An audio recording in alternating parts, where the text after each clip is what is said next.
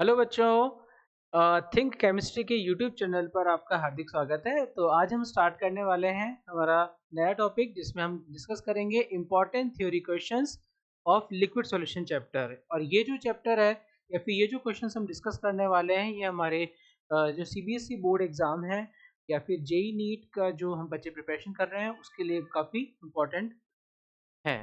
तो हम स्टार्ट कर रहे हैं बेटा। तो इसमें जैसे पहला क्वेश्चन है हमारे लिए, इसमें लिखा है कि ये सोडा बोतल will will go flat. Soda बोतल will go flat, loose its fizz faster in Srinagar than in Delhi. It this statement is correct. Is this statement, क्या ये स्टेटमेंट करेक्ट है ना? तो और अगर ऐसा है, अगर करेक्ट है तो क्यों, तो आपको एक्सप्लेन भी करना है। तो इसका आंसर है यस, कि जो सोडा वाटर बॉटल है वो फ्लैट हो जाएगी। कहाँ पर? Faster in Srinagar than in Delhi.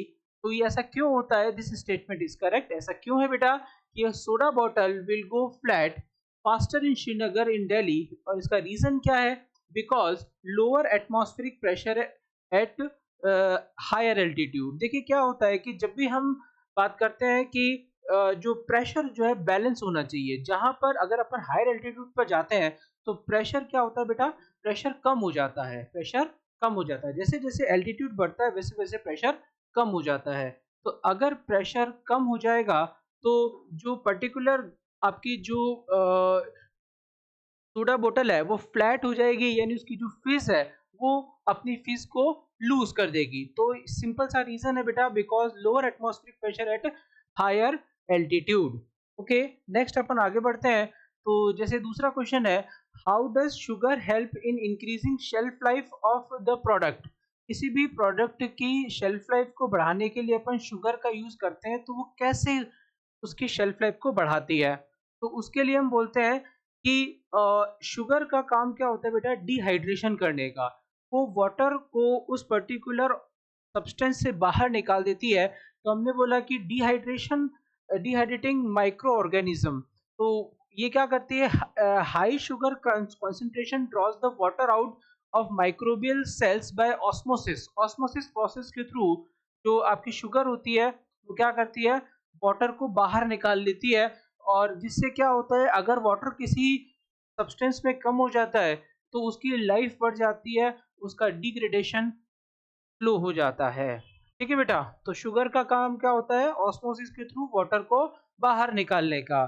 चलिए नेक्स्ट आगे बढ़ते हैं अपन। नेक्स्ट क्वेश्चन है बेटा, क्वेश्चन नंबर 3, कि aquatic animal feels more comfortable in cold water than warm water as the solubility of oxygen in cold water is more than that of warm water. The graph below shows the solubility of oxygen in water as a function of pressure at different temperature T1 and T2. तो based on the graph आपको बताना है, based on the above graph, what is the ratio of KH at T1 and T2। तो KH का आपको ratio बताना है। KH क्या होता है बेटा? Henry constant. तो अलग अलग टेम्परेचर पर KH की वैल्यू जो है वो अलग अलग है, तो आपको रेशियो बताना है। और दूसरा, between T1 T2 which one is higher, which one is higher. तो इसके लिए हम क्या करते हैं? बहुत सिंपल तरीके से, यहाँ अगर अपन देखें तो अगर अपन ये देखें कि the ratio of KH at T1 and T2 आपको निकालना है, तो हम क्या करेंगे कि एक फॉर्मूला होता है ये अपना हेनरी लॉ में, कि partial pressure of gas KH x gas in liquid, x gas in liquid. तो इस फॉर्मूले के अकॉर्डिंग अगर अपन देखें तो यहाँ पर KH एक कांस्टेंट है। KH क्या है बेटा? एक कांस्टेंट है। तो यहाँ पर हम बोल रहे हैं कि अगर अपन एक वर्टिकल लाइन यहाँ पे ड्रॉ करते हैं, मान लो मैंने एक वर्टिकल लाइन यहाँ पे ड्रॉ करी, तो उसके कॉरेस्पॉन्डिंग हम यहाँ पे देखेंगे कि दो अलग अलग हॉरिजॉन्टल लाइंस हैं। तो अलग अलग हॉरिजॉन्टल लाइन है, तो ये आपके T2 टेम्परेचर पर पार्शियल प्रेशर को बता रहा है, ये T1 टेम्परेचर पर पार्शियल प्रेशर को बता रहा है। तो हमें क्या करना है यहाँ पर? हमें यहाँ पर तो KH का रेशियो निकालना है। तो सिंपल अपन अगर देखें तो KH का रेशियो अपन कैसे निकाल सकते हैं कि KH at T1, KH at T1 temperature. तो ये कितना हो जाएगा बेटा? अगर अपन देखें यहाँ तो केएच तो एक इस ग्राफ का है स्लोप को बता रहा है। किसको बता रहा है बेटा? स्लोप को बता रहा है। तो स्लोप अपना होता है tan थीटा। स्लोप क्या होता है? tan theta. तो अगर अपन यहाँ पे देखें कि T1 टेम्परेचर पर थीटा की वैल्यू कितनी है? T1 टेम्परेचर पर थीटा की वैल्यू है 60 डिग्री और T2 टेम्परेचर पर थीटा की वैल्यू कितनी है? 30 डिग्री। तो अपन क्या करेंगे? रेशियो निकाल लेंगे KH at T1 divide by KH at T2। तो वो आ जाएगा √3। tan 60 की वैल्यू कितनी होती है? √3 और tan 30 की वैल्यू कितनी होती है? 1/√3। तो दोनों को सॉल्व करेंगे तो आंसर आ जाएगा 3। ठीक है ना? तो अब आपको ये नजर आ रहा है। अब देखो यहाँ पर अपन को ये पता करना है कि T1 T2 में से कौन ज्यादा बड़ा है। तो हम ये बोलते हैं कि जैसे जैसे टेम्परेचर बढ़ता है तो गैस की सॉल्युबिलिटी कम होती जाती है। जैसे जैसे टेम्परेचर बढ़ता है तो गैस की सॉल्युबिलिटी कम होती जाती है। तो अगर अपन सॉल्युबिलिटी को चेक करना चाहें तो सॉल्युबिलिटी अपन मोल फ्रैक्शन से पता करते हैं। सॉल्युबिलिटी कैसे पता करते हैं? मोल फ्रैक्शन से पता करते हैं। तो अगर अपन देखें यहाँ पर तो ये देखिए बेटा, अगर अपन एक हॉरिजॉन्टल लाइन यहाँ पे ड्रॉ कर दी जो कि एक पर्टिकुलर पार्शियल प्रेशर को बता रही है, तो उसके कोरिस्पॉन्डिंग दो टेम्परेचर T1 ले लिया, T2 ले लिया। तो हम ये देख रहे हैं कि यहाँ पर सॉल्युबिलिटी कौन से केस में ज्यादा है? T2 केस में। टेम्परेचर जब T2 है तो सॉल्युबिलिटी ज्यादा है, T1 टेम्परेचर पर सॉल्युबिलिटी कम है। इसका मतलब यह है कि जो T1 टेम्परेचर होगा, वो डेफिनेटली T2 से ज्यादा होगा क्योंकि इस केस में सॉल्युबिलिटी कम है। तो सेकंड जो क्वेश्चन है इसका आंसर आपको देना है तो आप एक हॉरिजॉन्टल लाइन ड्रॉ करेंगे और उसके कॉरेस्पॉन्डिंग दो वर्टिकल लाइन ड्रॉ करके ये सॉल्युबिलिटी को चेक करेंगे। ये क्या है बेटा? ये है सॉल्युबिलिटी ऑफ गैस। तो अगर x यानी मोल फ्रैक्शन की वैल्यू ज्यादा होती है तो इसका मतलब सॉल्युबिलिटी भी ज्यादा है। तो ये क्वेश्चन इस मायने में अच्छा है कि हमने दो चीजें निकाली यहाँ पर, एक तो स्लोप निकाला इस कर्व का और दूसरा हमने यहाँ पर सॉल्युबिलिटी को भी कंपेयर किया। चलिए आगे चलते हैं, नेक्स्ट क्वेश्चन।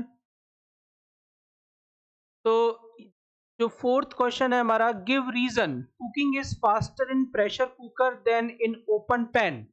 ओपन पैन के कंपैरिजन में प्रेशर कुकर में कुकिंग फास्टर क्यों होती है? क्योंकि देखिए एक सिंपल सा हम इसमें रीजन ढूंढ सकते हैं। हम ये बोल सकते हैं बेटा कि जो प्रेशर कुकर होता है उसके अंदर जो गैस जो अपना लिक्विड होता है बेटा उसका बॉइलिंग पॉइंट बढ़ जाता है।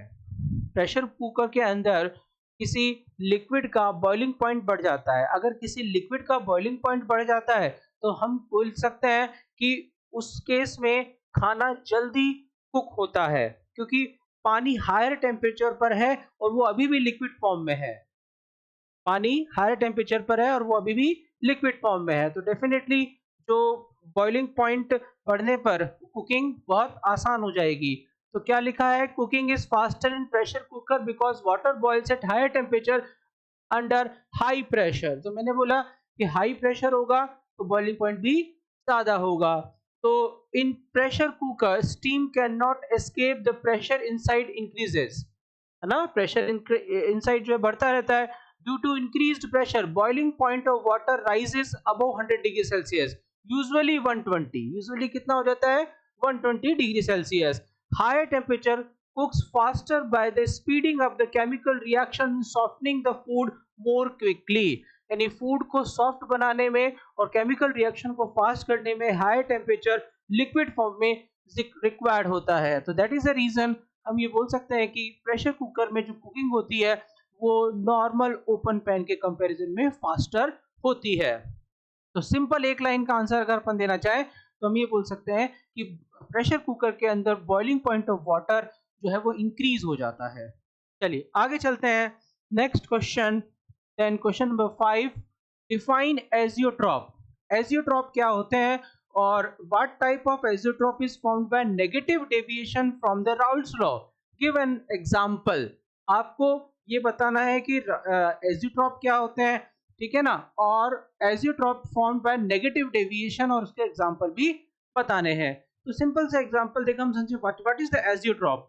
एजियोट्रॉप क्या होते हैं बेटा? कांस्टेंट बॉइलिंग पॉइंट मिक्सचर होते हैं, यानी ऐसा सॉल्यूशन जिनके कंपोनेंट्स को फ्रैक्शनल डिस्टिलेशन से सेपरेट नहीं किया जा सकता है, तो वो जो सॉल्यूशन कहलाएगा वो एजियोट्रॉपिक मिक्सचर या फिर एजियोट्रॉपिक सॉल्यूशन कहलाता है।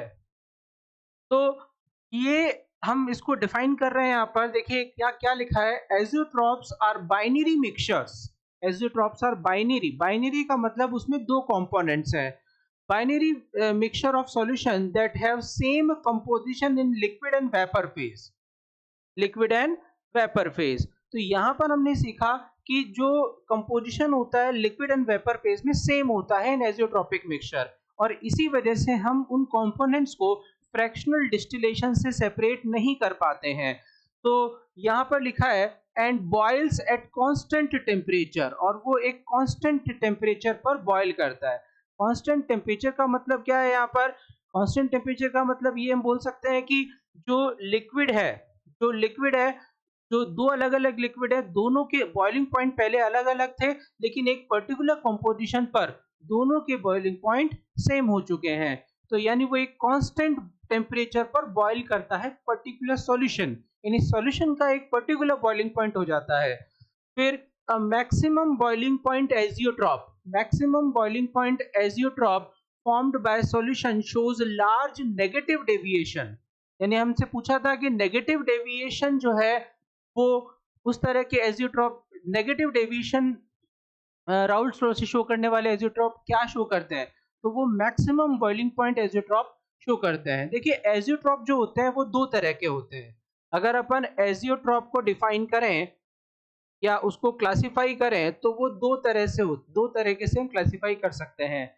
एक तो होता है maximum boiling point azeotrope, maximum boiling point azeotrope, और एक होता है minimum boiling point azeotrope, minimum boiling point azeotrope. तो ये जो मैक्सिमम बॉइलिंग पॉइंट एजियोट्रॉप होता है ये उन सॉल्यूशंस द्वारा शो किया जाता है जो कि नेगेटिव डेविएशन शो करते हैं from Raoult's law. Raoult's law से जो नेगेटिव डेविएशन शो करते हैं वो मैक्सिमम बॉइलिंग पॉइंट, और जो आपके पॉजिटिव डेविएशन शो करते हैं from Raoult's law, Raoult's law वो कहलाते हैं आपके मिनिमम बॉइलिंग पॉइंट एजियोट्रॉप। तो ये हमेशा याद रखना कि एजियोट्रॉपिक मिक्सचर के लिए डेविएशन बहुत जरूरी है, यानी ideal solution can not form azeotropic mixture, इस चीज का ध्यान रखेंगे। Ideal solution can not form azeotropic mixture. आगे चलते हैं बेटा, जैसे इसके एग्जांपल देखें अपन, तो इसमें एग्जांपल है क्लोरोफॉर्म एंड एसीटोन। ये एक पॉपुलर एग्जांपल है, आप याद रखेंगे। तो ये chloroform and acetone shows negative deviation from Raoult's law, और इसी वजह से ये एक एग्जांपल हो गया मैक्सिमम बॉइलिंग पॉइंट एजियोट्रॉप का। आगे चलते हैं, नेक्स्ट क्वेश्चन है aqueous solution of sodium chloride freezes below 273 kelvin, explain the lowering in freezing point, explain the lowering in freezing point of water with the help of suitable diagram।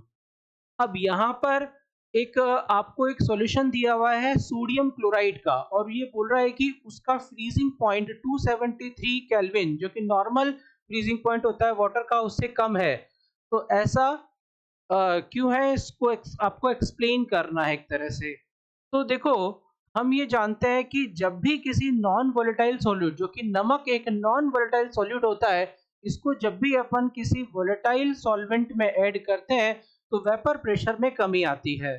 तो vapour pressure में कमी आने की वजह से solutions का boiling point बढ़ जाता है और उनका फ्रीजिंग पॉइंट कम हो जाता है। तो यहाँ पर अपन बात कर रहे हैं फ्रीजिंग पॉइंट की।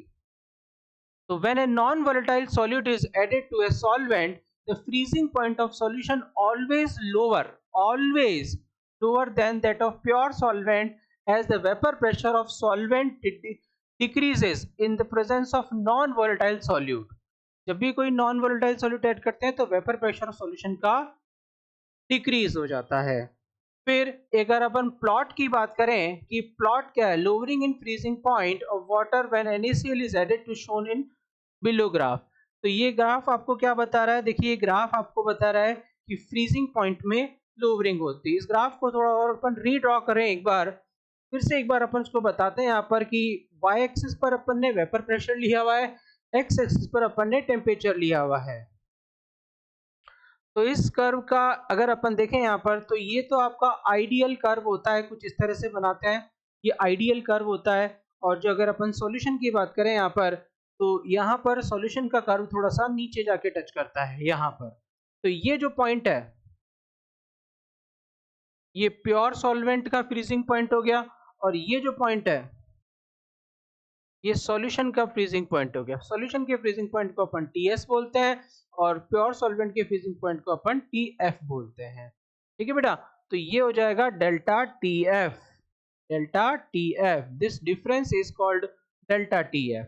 तो ये ग्राफ होता है, जैसे यहाँ पर हम बोल सकते हैं कि ये आपका फ्रोजन सॉल्वेंट है, ये सॉल्वेंट की लाइन हो गई, ठीक है ना, ये सॉल्वेंट की लाइन हो गई पूरी, ये सॉल्वेंट की लाइन है, और ये सॉल्यूशन की लाइन है। ये किसकी लाइन है? ये सॉल्यूशन की लाइन है। ये वाली लाइन सॉल्यूशन की हो गई, ये दोनों लाइंस सॉल्वेंट की हो गई। ठीक है बेटा, चलते हैं आगे नेक्स्ट। तो ये नेक्स्ट क्वेश्चन है कि Ramesh took 20 gram of solute A to prepare a 50 ml solution. This solution is isotonic to another solution of the same volume with weight of 40 gram of a different solute B.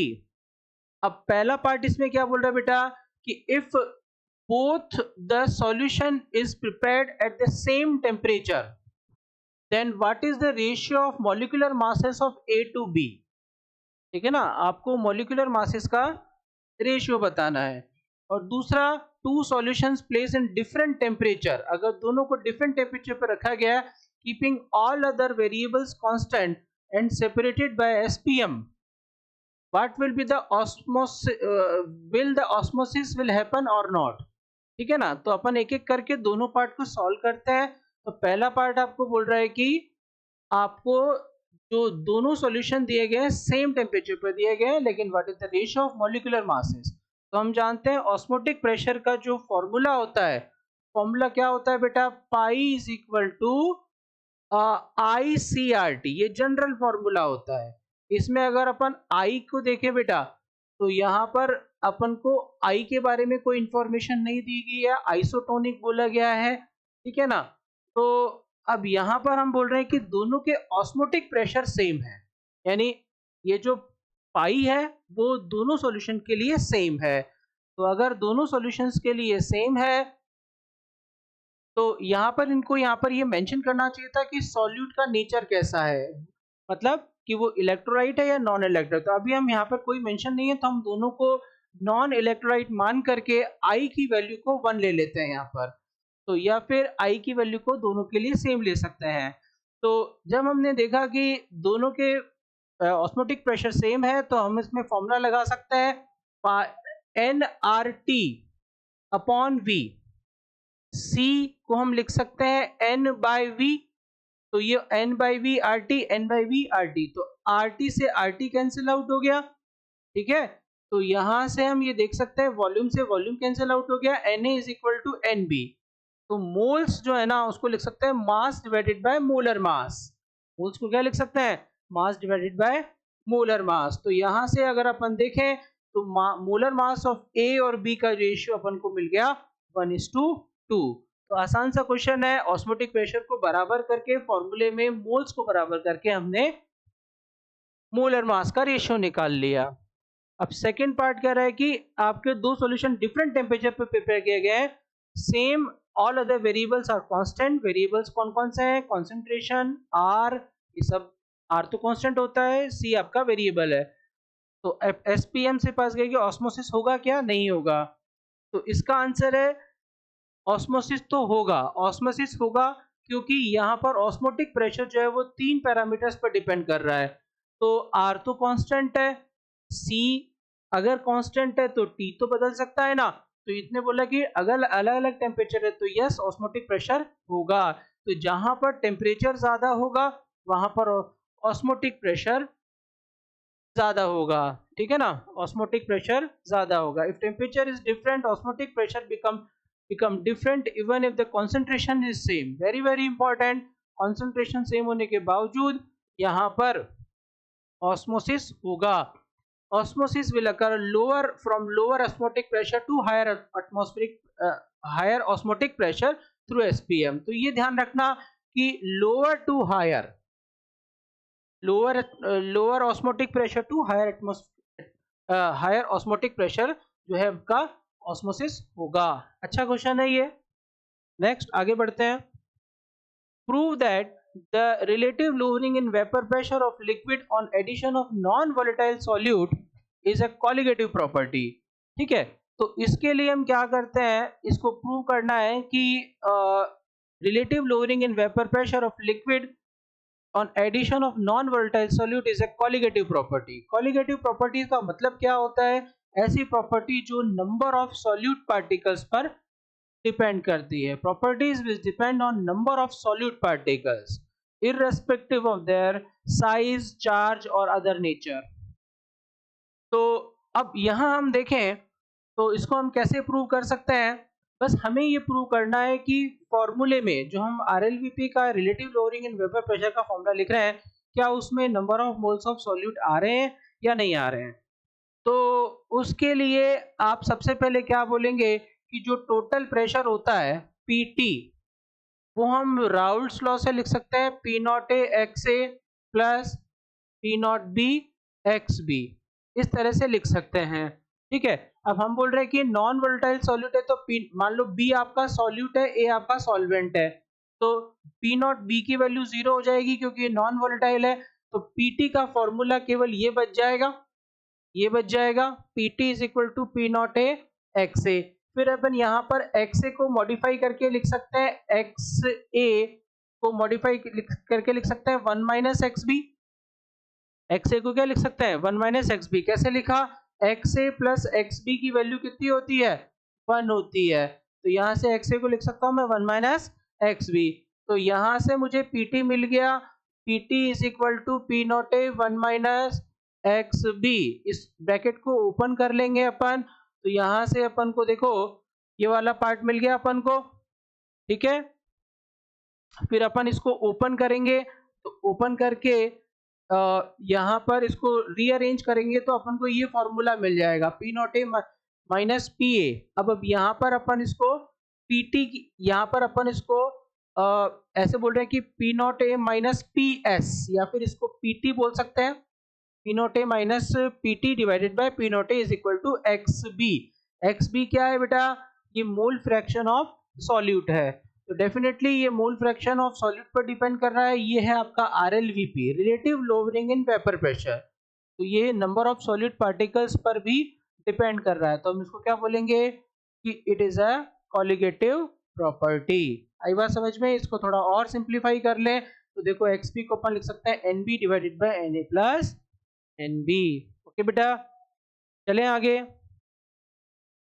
Next question है कि give reason why measurement of osmotic pressure method is preferred for determination of molar masses of molecular macromolecular such as protein and polymers. मतलब osmotic pressure method का use हम क्यों करते हैं other के comparison में, अदर कोलिगेटिव प्रॉपर्टीज के comparison में, तो उसके अपने पास में 3 मोस्ट रीजन, इंपॉर्टेंट रीजन है। पहला रीजन है इसमें कि osmotic pressure can be measured at room temperature. पहला रीजन है कि इसको अपन रूम टेम्परेचर पर मेजर कर सकते हैं। बाकी 3 अलग और मेथड होते हैं, RLVP है ना, elevation in boiling point and depression in freezing point. 4 तरह की कोलिगेटिव प्रॉपर्टी होती है, उनमें से अपन ने ऑस्मोटिक प्रेशर मेथड को ही क्यों चूज किया, का कारण क्या है, उसके 3 कारण है। ठीक है ना, क्योंकि ऑस्मोटिक प्रेशर रूम टेम्परेचर पर भी मेजर किया जा सकता है। दूसरा कि जो most of the macromolecules gets denature at high temperature, ये हाई टेम्परेचर पर डीनेचरेशन हो जाता है, तो इसको भी अवॉइड किया जाता है। ठीक है ना। और तीसरा है इसमें colligative property very small, magnitude जो होता है, वैल्यूज या मैग्नीट्यूड जो होता है वो अदर कोलिगेटिव प्रॉपर्टीज का बहुत ही कम होता है, लेकिन यहाँ पर ऑस्मोटिक प्रेशर का जो मैग्नीट्यूड होता है वो बहुत ही लार्ज होता है। तो लार्ज मैग्नीट्यूड को में वेरिएशंस जो होते हैं वो इजीली ऑब्जर्व हो जाते हैं, लो मैग्नीट्यूड में जो वेरिएशंस इजीली ऑब्जर्व नहीं होते हैं। That is the reason. और एक रीजन और हम दे सकते हैं यहाँ पर कि यहाँ जो ऑस्मोटिक प्रेशर होता है इसमें हम मोलैरिटी टर्म का यूज करते हैं, मोलैरिटी टर्म का यूज करते हैं instead of molality, instead of molality. Molality term का यूज नहीं किया जाता है। तो मेजरमेंट या फिर जो आपकी ऑब्जर्वेशन होती है, मोलैरिटी को मेजर करना, मोलैरिटी को हैंडल करना कंपैरेटिवली इजी होता है इन कंपैरिजन टू मोलैलिटी। तो यहाँ पर एक ये भी रीजन है कि हम ऑस्मोटिक प्रेशर मेथड का यूज करते हैं। तो समराइज करें तो एक तो रूम टेम्परेचर पर ये पॉसिबल है मेथड ऑस्मोटिक। मैक्रोमोलिक्यूल्स अगर अपन बात करें, सेकंड जो रीजन है वो है कि अपन इसको बोल सकते हैं, फर्स्ट रीजन ये हो गया, ये पहला दूसरा रीजन लगभग सिमिलर सा है। तो पहला रीजन टेम्परेचर रूम हो गया, रूम टेम्परेचर पे हो गया। दूसरा कोलिगेटिव प्रॉपर्टी जो होती है उनका मैग्नीट्यूड जो होता है अदर का बहुत ही स्मॉल होता है। तीसरा मोलैरिटी टर्म का यूज होता है। तो ये तीन रीजंस हैं। हम आगे बढ़ते हैं इसमें। Next, two liquids X and Y boils at 100 degrees Celsius and 120 degrees Celsius respectively. Which of them higher vapor pressure at 50 degrees Celsius and why? अब ये भी अच्छा क्वेश्चन है बेटा, जिसमें आपसे पूछा है कि X and Y दोनों के अलग अलग बॉइलिंग पॉइंट्स हैं, तो आपको बताना है कि 50 डिग्री सेल्सियस पर किसका वेपर प्रेशर ज़्यादा होगा। तो हमने ये पहले भी पढ़ा है कि जो वेपर प्रेशर होता है, जो वेपर प्रेशर होता है बेटा वो डायरेक्टली प्रोपोर्शनल होता है किसके, वेपर प्रेशर डायरेक्टली प्रोपोर्शनल होता है 1 अपॉन बॉइलिंग पॉइंट के। जितना ज़्यादा बॉइलिंग पॉइंट होगा, बॉइलिंग पॉइंट जितना ज़्यादा होगा उतना वेपर प्रेशर कम होगा। तो अगर अपन देखें किसी एक पर्टिकुलर टेम्परेचर 50 डिग्री सेल्सियस पर जिसका बॉइलिंग पॉइंट ज़्यादा होगा का वेपर प्रेशर कम होगा। तो liquid X is more volatile, उसका बॉइलिंग पॉइंट कम है, तो vapour pressure is higher at 50 degree Celsius. तो जिसका बॉइलिंग पॉइंट कम होता है उसका वेपर प्रेशर ज्यादा होता है। तो डेफिनेटली हम यहाँ पे बोल सकते हैं कि जो लिक्विड X है उसका जो वेपर प्रेशर होगा वो ज्यादा होगा। नेक्स्ट आगे बढ़ते हैं बेटा इसमें। नेक्स्ट क्वेश्चन है, which of the following solution will have highest and lowest osmotic pressure and why? Sugar in water, salt in water. Osmotic pressure जैसे हमने सीखा था कि एक कोलिगेटिव प्रॉपर्टी और नंबर ऑफ सॉलिड पार्टिकल्स पर डिपेंड करती है। अब यहाँ पर हम ये देख रहे हैं कि कौन से केस में ऑस्मोटिक प्रेशर ज़्यादा होगा। तो अगर हम यहाँ पर ये मान के चल रहे हैं कि दोनों की कॉन्सेंट्रेशन सेम है, यानी शुगर और सॉल्ट की कॉन्सेंट्रेशन सेम है, तो यहाँ पर जो ऑस्मोटिक प्रेशर है वो केवल डिपेंड करेगा वांट ऑफ फैक्टर पर। यानी हम दो कंडीशन यहाँ पे मान के चल रहे हैं कि टेम्परेचर भी सेम है और कॉन्सेंट्रेशन भी सेम है। तो बोल रहे हैं कि highest and lowest osmotic pressure and why. तो आप यहाँ पे थोड़ा सा इनको मेंशन करना चाहिए था कि कॉन्सेंट्रेशन सेम है और टेम्परेचर भी सेम है। तो डेफिनेटली यहाँ पर शुगर की बात करें तो शुगर एक नॉन इलेक्ट्रोलाइटिक सॉल्यूशन बनाता है, यानी वो आयंस में नहीं टूटता है। लेकिन अगर अपन सॉल्ट की बात करें, सॉल्ट पानी में जाके ब्रेक होता है। तो सॉल्ट जब पानी में ब्रेक होगा तो नंबर ऑफ आयंस जो है वो, नंबर ऑफ एंटिटीज जो है वो सॉल्ट के केस में ज्यादा होंगी इन कंपैरिजन टू शुगर। तो अगर ऐसा है तो डेफिनेटली जैसे यहाँ पे लिखा है कि शुगर केवल एक पार्टिकल देगा, एक मॉलिक्यूल एक पार्टिकल देगा, लेकिन एक मॉलिक्यूल दो पार्टिकल दे रहा है, तो ऑस्मोटिक प्रेशर भी डेफिनेटली ज्यादा होगा। तो ये थोड़ा सा ध्यान रखेंगे, सॉल्ट का ऑस्मोटिक प्रेशर जो है वो शुगर से ज्यादा होगा। चलिए आगे चलते हैं बेटा।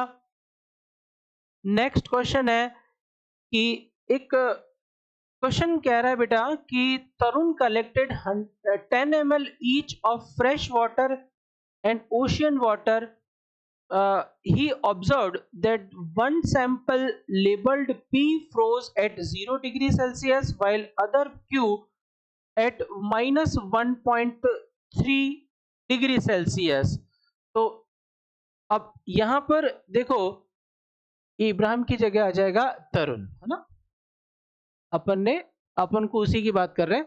तो Tarun forgot which of two P और क्यू वाज ओशियन वाटर। आप उसको भूल गया कि पी और क्यू में से कौन सा ओशियन वाटर था। Help him to identify the container containing the ocean water giving rationalisation of your answer. मतलब इस तरह के क्वेश्चन बोर्ड्स में काफी पूछे जाते हैं जिसमें आपको वो एक सिचुएशन देता है और सिचुएशन के बेस पे आपको सोच करके एक पर्टिकुलर आंसर देना होता है, आपने जो सीखा उसके बेस पर। तो यहाँ पर हम बोल रहे हैं कि P जो है वो 0 डिग्री सेल्सियस पर फ्रीज हो रहा है और हम ये जानते हैं कि जो सॉल्टी वाटर होता है यानी जो सी वाटर होता है उसमें बहुत तरह के सॉल्ट होता है, तो सॉल्ट होने की वजह से उसका फ्रीजिंग पॉइंट डेफिनेटली कम होता है। तो यहाँ पर हम बोल रहे हैं sample P freezes at 0 degree Celsius which is the freezing point of pure water or fresh water is almost pure so freezes at 0 degree Celsius. तो जो Q होगा डेफिनेटली ये जो होगा ये आपका सी वाटर होगा क्योंकि इसका फ्रीजिंग पॉइंट क्या है बेटा, कम है, ठीक है ना। तो Q आपका ओशियन वाटर हो गया और P आपका फ्रेश वाटर हो गया। एक सिंपल सा मतलब बेस्ड ऑन द अपने बेसिक अंडरस्टैंडिंग एक क्वेश्चन बना, तो ये 1 या 2 नंबर में क्वेश्चन पूछा जा सकता है। चलिए आगे चलते हैं। इसमें नेक्स्ट हम बात करते हैं यहाँ पर क्वेश्चन नंबर 13 की why do gases always tend to become less soluble in liquid as the temperature raised. तो गैस की सॉल्युबिलिटी टेम्परेचर बढ़ने पर कम क्यों होती है? इसका एक सिंपल स्ट्रेट फॉरवर्ड आंसर है कि जब अपन किसी गैस को पानी या किसी सॉल्वेंट में डिसॉल्व करते हैं तो वो प्रोसेस जो होता है वो एक्सोथर्मिक होता है। कैसा होता है बेटा? एक्सोथर्मिक। एक्सोथर्मिक मतलब डेल्टा एच नेगेटिव। तो उस केस में अगर आप टेम्परेचर बढ़ाओगे तो सॉल्युबिलिटी डेफिनेटली कम होती है, ठीक है ना। तो इस चीज को अपन ध्यान रखेंगे। एक सिंपल सा वन लाइनर आंसर इसका दे सकते हैं। Next, based on the solution based on solid solvent interaction arrange the following in increasing decreasing order solubility in n octane। n octane एक आपका नॉन पोलर सॉल्वेंट है। n octane क्या है? Non polar solvent है। तो उसके अंदर आपको इन सब की सॉल्युबिलिटी को चेक करना है। तो डेफिनेटली हम एक पढ़ते हैं point like dissolves like, like dissolves like. तो यहाँ पर हम बोल रहे हैं कि जो जैसा है वो उसमें घुलने लग जाता है। जैसे KCl एक आयनिक नेचर का कंपाउंड है तो ये आपका इसमें नहीं घुलेगा तो लीस्ट सॉल्युबल हो जाएगा। बाकी CH3OH जो है थोड़ा बहुत पोलर होता है तो इसमें हाइड्रोजन बॉन्डिंग भी होती है तो इसमें सॉल्युबिलिटी थोड़ी सी ज्यादा होगी KCl के कंपैरिजन में। और CH3CN और साइक्लोहेक्सेन सबसे ज्यादा सॉल्युबल होगा। फिर हम देखते हैं कि cyclohexane, CH3CN, CH3OH and KCl। तो इसमें यहाँ पर हम दोनों में कंपेयर करें तो इसकी सॉल्युबिलिटी जो है वो ज्यादा होगी क्योंकि इसमें हाइड्रोजन बॉन्डिंग हो रही है। हाइड्रोजन बॉन्डिंग की वजह से इसकी सॉल्युबिलिटी थोड़ी कम हो जाएगी। नेक्स्ट आगे बढ़ते हैं। इसमें question among the following compounds identify which is insoluble, partially soluble and highly soluble in water। तो पानी एक पोलर सॉल्वेंट है बेटा। तो इसमें अगर अपन देखें तो पानी के अंदर पोलर सॉल्यूट इजीली डिसॉल्व हो जाएंगे। जैसे फॉर्मिक एसिड है, इथाइलिन ग्लाइकॉल है, ये दोनों ही पोलर सॉल्यूट है बेटा तो ये इजीली घुल जाएंगे। और पार्शियली सॉल्युबल कौन होगा? Phenol and pentanol. थोड़ा बहुत इसमें पोलरिटी होती है इस वजह से ही घुल जाएंगे पार्शियली। इनसॉल्युबल कौन होगा? टोल्यूएन एंड क्लोरोफॉर्म, टोल्यूएन एंड क्लोरोफॉर्म। तो ये इनसॉल्युबल की कैटेगरी में आएंगे बेटा, ठीक है। आगे चलते हैं अपन। Next, the dissolution of ammonium chloride in water is endothermic process but still dissolve in the water readily, ठीक है ना। देखो यहाँ पर एक क्वेश्चन है कि ये प्रोसेस जो है ना एंडोथर्मिक प्रोसेस है। मतलब जब NH4Cl को पानी के अंदर डिसॉल्व किया जाता है तो यहाँ पर ये प्रोसेस एंडोथर्मिक है। एंडोथर्मिक का मतलब क्या होगा बेटा कि इसको हीट की रिक्वायरमेंट है, इसको हीट की रिक्वायरमेंट है फॉर डिसोल्यूशन, ठीक है ना। बट यहाँ हम देख रहे हैं कि एंट्रोपी का एक बहुत इंपॉर्टेंट रोल होता है बेटा। एंट्रोपी की वजह से जैसे NH4Cl जो है NH4 प्लस और Cl माइनस में डिसॉल्व होगा, मतलब टूट जाएगा। तो ions were held together in crystalline solid free and moving in all possible directions. तो एंट्रोपी बढ़ने लगती है, एंट्रोपी बढ़ती है, और इस एंट्रोपी के बढ़ने की वजह से डेल्टा जी जो है वो नेगेटिव हो जाता है। डेल्टा जी का जो फॉर्मूला होता है वो क्या होता है, delta H minus T delta S. तो यहाँ पर ये वाली वैल्यू जो है वो ज्यादा हो जाती है डेल्टा एच के कंपैरिजन में, और इस वजह से डेल्टा जी नेगेटिव होता है और प्रोसेस स्पॉन्टेनियस हो जाता है। अच्छा क्वेश्चन है, इंपॉर्टेंट क्वेश्चन है। आगे चलते हैं, डिफाइन मोलर डिप्रेशन कांस्टेंट और क्रायोस्कोपिक कांस्टेंट। तो ये एक सिंपल सा क्वेश्चन 1 नंबर का पूछा जा सकता है बोर्ड्स में। तो इसका आंसर हम ये देंगे कि फॉर्मूला तो हमें पता है, delta T F is equal to K F dot M, I की वैल्यू 1 मान के चल रहा है। तो के एफ कैसे डिफाइन करेंगे, तो के एफ क्या हो जाएगा बेटा, ये अगर मैं मोलैलिटी को 1 कर देता हूँ, मोलैलिटी को 1 कर देता हूँ, तो उस समय जो डेल्टा टी एफ होगा वो के एफ के बराबर होगा। तो हम क्या बोलेंगे, it is defined a decrease in freezing point, decrease in freezing point delta T F of a solvent when 1 mole non-volatile solute, 1 mole non-volatile solute is dissolved in 1 kg solvent। यानी अपन ने molality को 1 कर दिया यहाँ पर, या फिर ऐसे भी बोल सकते हैं कि it is defined as the decrease in freezing point of a solvent when the solution has 1 molar concentration. एक ही बात है, 1 मोलर कॉन्सेंट्रेशन पर जो डेल्टा टी एफ की वैल्यू होगी वो ये आपका के एफ हो जाएगा। आगे चलते हैं, इसमें नेक्स्ट क्वेश्चन देखते हैं। क्वेश्चन है, what do you understand by term के एफ फॉर 1.86। ये भी सिमिलर क्वेश्चन है, पिछला जो क्वेश्चन था उसमें।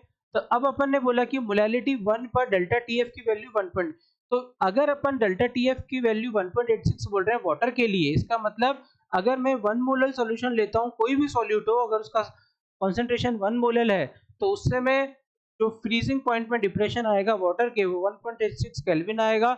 तो यही इसका मीनिंग है कि ये जो है के एफ की वैल्यू इस चीज को बताती है कि 1 मोलर सॉल्यूशन में कितना डिप्रेशन आएगा फ्रीजिंग पॉइंट में। तो ये उसको इंडिकेट करने के लिए यूज ली जाती है।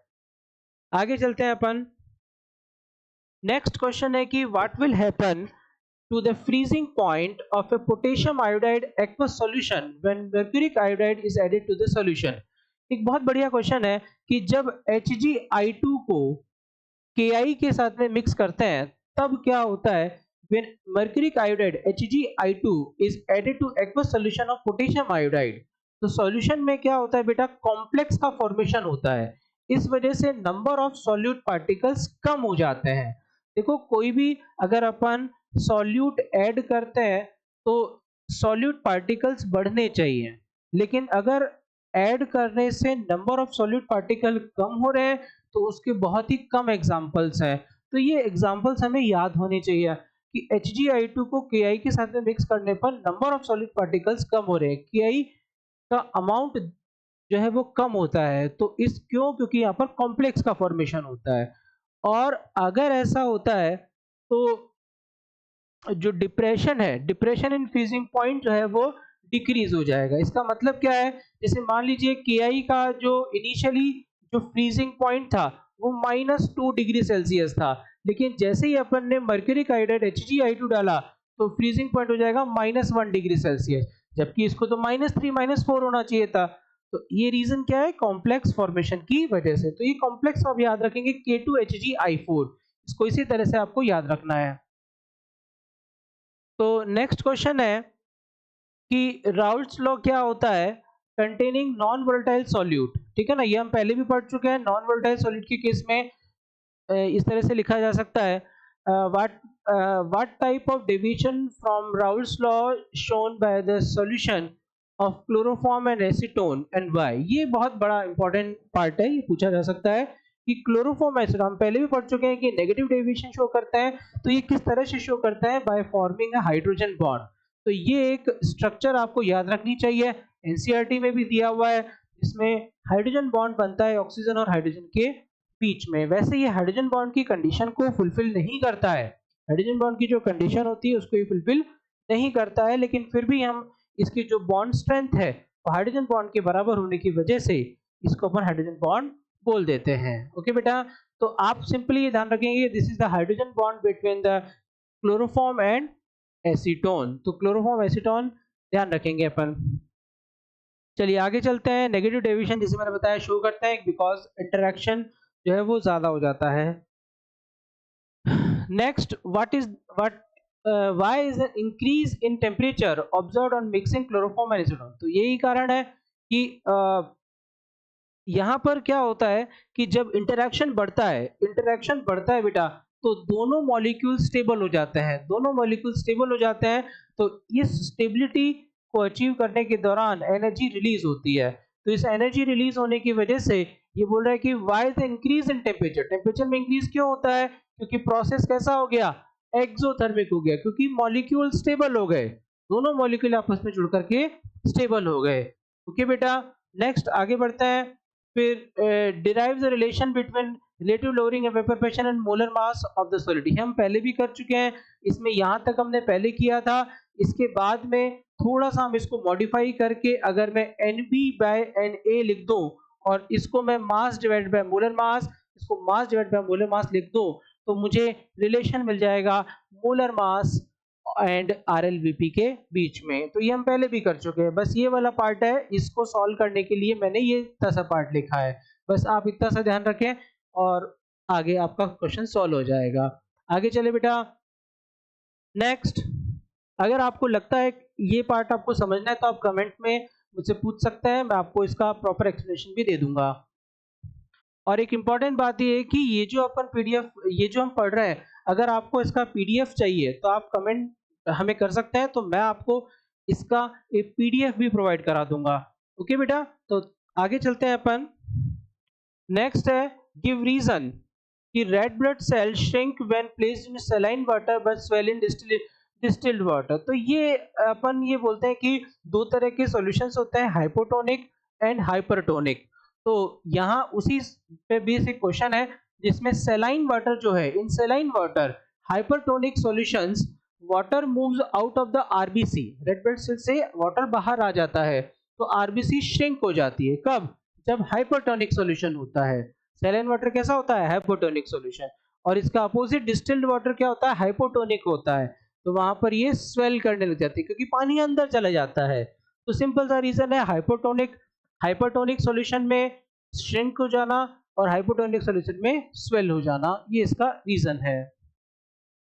नेक्स्ट क्वेश्चन है define the following terms abnormal molar mass, want of factor. तो वांट ऑफ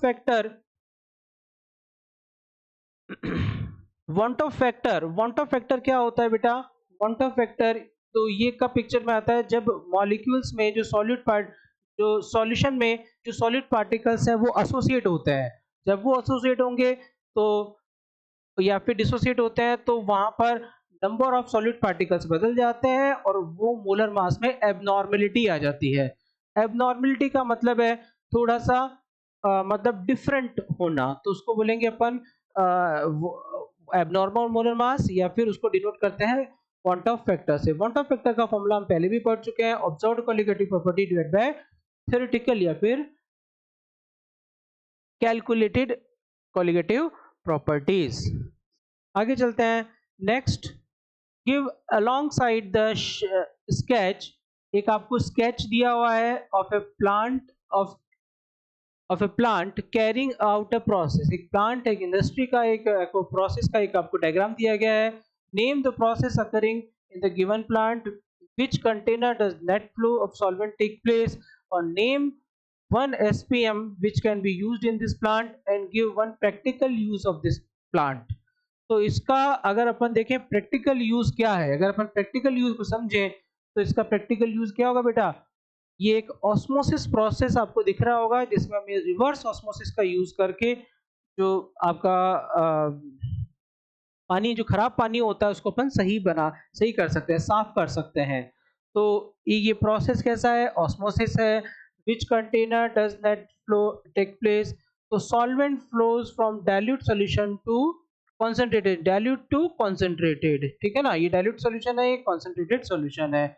तो मूवमेंट ऐसे हो जाएगा SPM सेमी परमेएबल मेम्ब्रेन के थ्रू।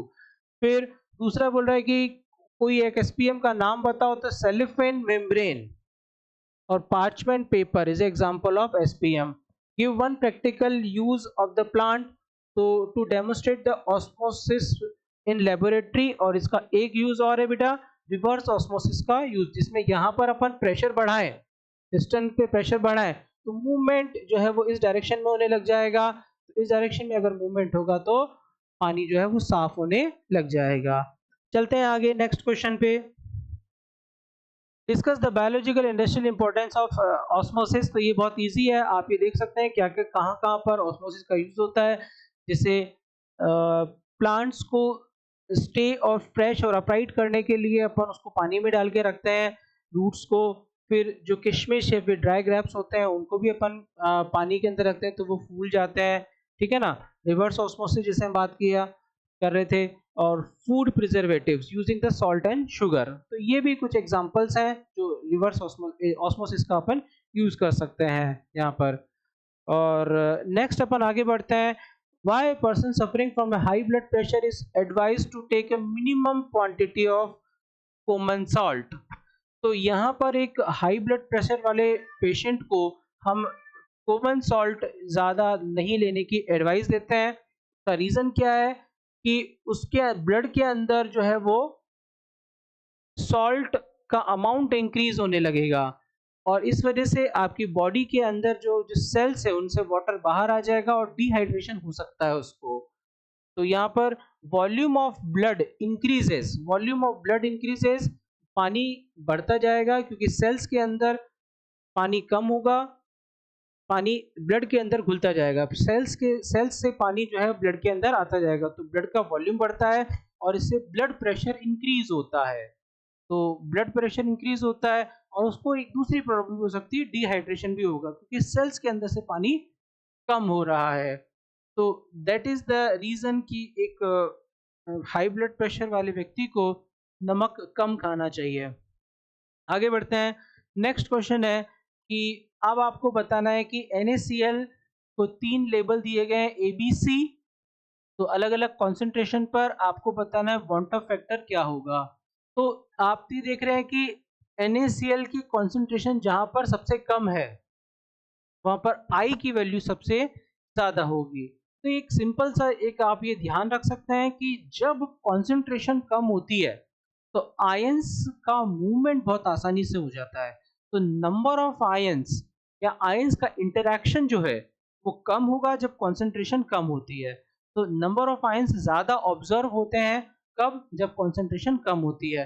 तो सी के केस में कॉन्सेंट्रेशन सबसे कम है तो आई की वैल्यू सबसे ज़्यादा है। तो सिंपल सी बात है, interaction of ions will be lesser when the concentration is less. Okay बेटा, आगे चलते हैं। नेक्स्ट क्वेश्चन है, ये वेपर प्रेशर का टेम्परेचर का ड्रॉ करना है ग्राफ, और एलिवेशन इन बॉइलिंग पॉइंट। जैसे अपन ने freeze depression in freezing point को समझा था, वैसे कि वैसे एलिवेशन इन बॉइलिंग पॉइंट को भी समझ सकते हैं। वही अपना वेपर प्रेशर y एक्सिस पर, टेम्परेचर x एक्सिस पर। तो यहाँ पर दो कर्व बनाते हैं, एक सॉल्वेंट के लिए और एक सॉल्यूशन के लिए। तो यहाँ पर ये आपका सॉल्वेंट का है और ये सॉल्यूशन का है। तो किसी एक पर्टिकुलर अगर अपन वेपर प्रेशर की बात करें तो उस वेपर प्रेशर पर 2 पॉइंट्स हमें मिल रहे हैं। तो ये आपका टी बी कहलाएगा और ये आपका टी एस कहलाएगा। टी एस का मतलब है वेपर प्रेशर, ये बॉइलिंग पॉइंट ऑफ सॉल्यूशन, और टी बी का मतलब है vapour pressure of pure boiling point of pure solvent. तो ये जो डिफरेंस है इसी को अपन बोलते हैं delta T B, delta T B. तो ये ग्राफ डिस्कस करने के लिए बोला इसने। तो चलिए आगे चलते हैं।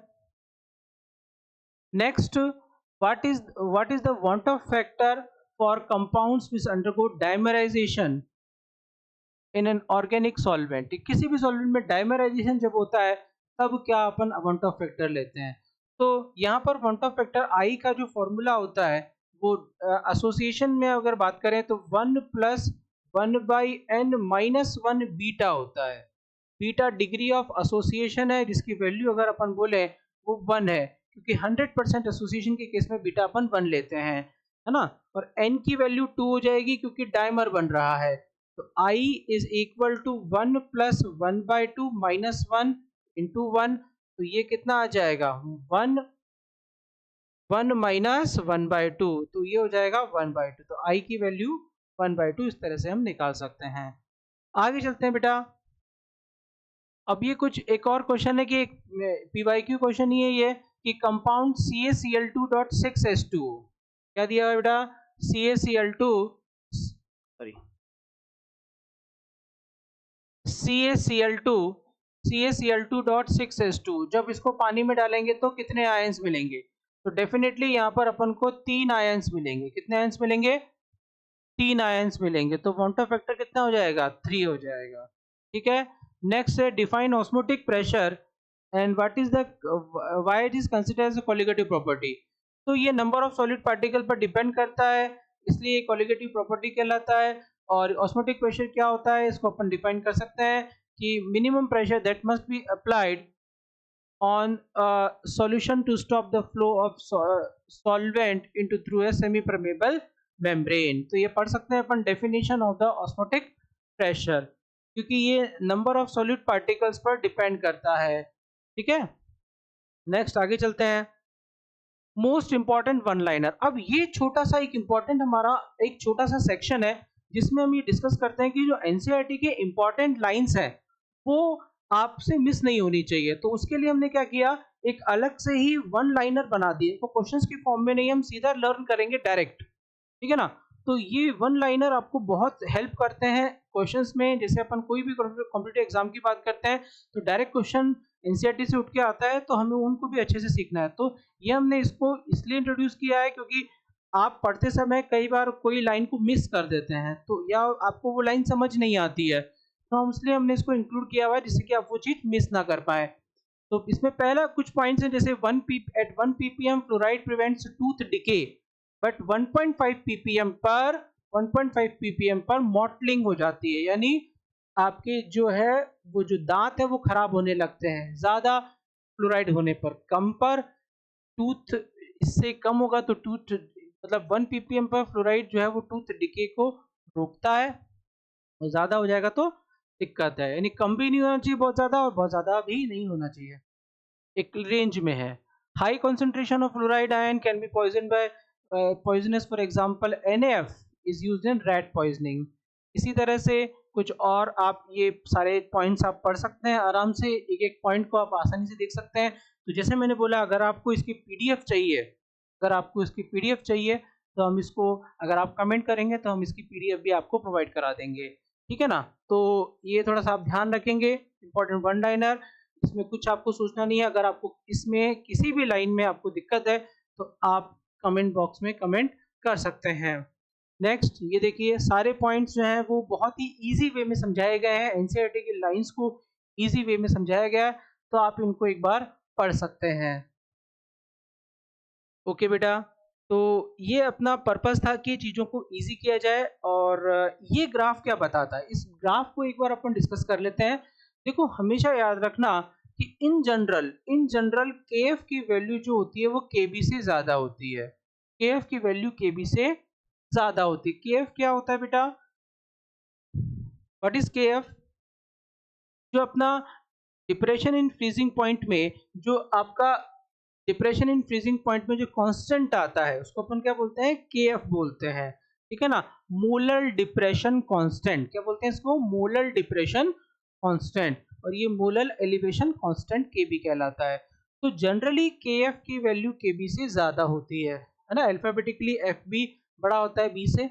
तो लेकिन कुछ सॉल्वेंट में थोड़ा मतलब डिफरेंट होता है। जैसे ये जो रिलेशन है ना, देखो ये आप देख रहे हैं यहाँ पर, तो जैसे ये जो है ना ये केएफ को बता रहा है, केएफ का डाटा है, और ये केबी का डाटा है। किसके लिए, एक पर्टिकुलर सॉल्वेंट के लिए। जैसे अपन वाटर की बात करें, वाटर में आप देखेंगे केएफ की वैल्यू केबी से ज्यादा है, यहाँ पर भी इथेनॉल में भी केएफ की वैल्यू केबी से ज्यादा है, साइक्लोहेक्सेन में भी केएफ की वैल्यू केबी से ज्यादा है, लेकिन डिफरेंस बहुत ज्यादा है। सिमिलरली कार्बन टेट्राक्लोराइड में भी केएफ की वैल्यू केबी से ज्यादा है, लेकिन डिफरेंस बहुत ज्यादा है। ये सब आपको एनसीईआरटी में दिया हुआ है, लेकिन एनसीईआरटी में टेबल की फॉर्म में दिया हुआ है, तो हमने उसको ग्राफिकल फॉर्म में कन्वर्ट कर लिया, जिससे कि आपको एनालिसिस करना थोड़ा आसान हो जाए। फिर यहाँ हम ये देख रहे हैं कि ये जो डाइथाइल ईथर है, इसमें थोड़ा उल्टा होता है। डाइथाइल ईथर में केबी की वैल्यू केएफ से थोड़ी सी ज्यादा हो जाती है अकॉर्डिंग टू एनसीईआरटी।